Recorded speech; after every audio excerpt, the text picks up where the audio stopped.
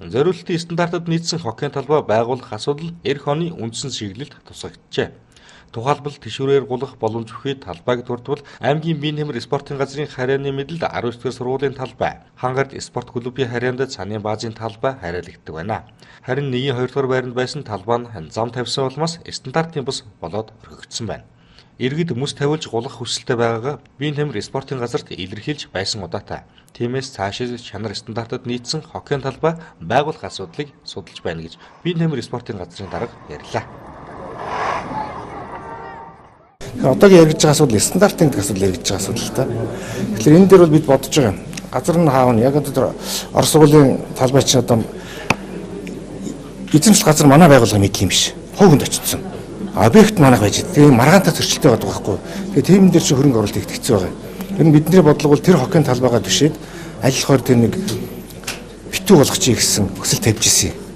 Одоо бол энэ асуудлыг яаж шийдэх асуудлын тухай би одоо яг тодорхой хэлж мэдэхгүй газар асуудал яаж шийдэгдээд ямар хэмжээнд өргөдөх. Хүний маргаантай газар дээр хөрөнгө оруулалт төр хөрөнгө оруулалт гэж болохгүй болчиход байгаа байхгүй. Хангард спорт клубын тэр ажил бол жил болгон мөсөө тавиад бол хоккейн талбай явж байгаа.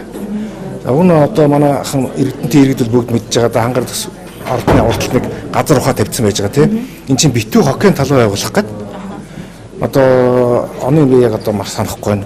Хөрөнгө оруулалтыг аваад сая долларыг аваад тэгээ одоо үндсэндээ үйл ажиллагаа авахгүй ингээд зогсчиход байгаа шүү дээ. Тэгээ энэ талаар бол Эрдэнэт үйлдвэрээс хөл сэтгэл авч бодож байна. Энэ бол яг битүү тийм одоо өвлийн ордон баригдахаар анх яригдчихсэн. Тэгэл одоо ингээд нарийн юм мэдэхгүй байна. Тэр хөрөнгө оруулалтын гок асуудлыг болохоор.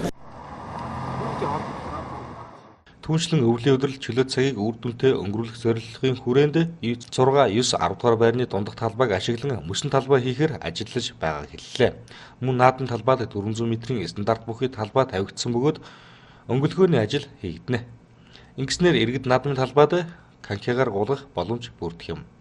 Биеийн хэмжээ спортын шинэ хуулийн дагуу 2019 оны 1-р сарын 1-ээс эхлэн спортын үйл ажиллагааг төрийн бус байгууллага, клубүүд системээр хөгжүүлэхээр тусагдсан байна. Аймгийн хэмжээнд биеийн хэмжээ спортын чиглэлээр үйл ажиллагаа явуулдаг 49 байгууллага байдаг. Үүний дийлэнх хэсгийн үйл ажиллагаа идэвхгүй байдаг байна.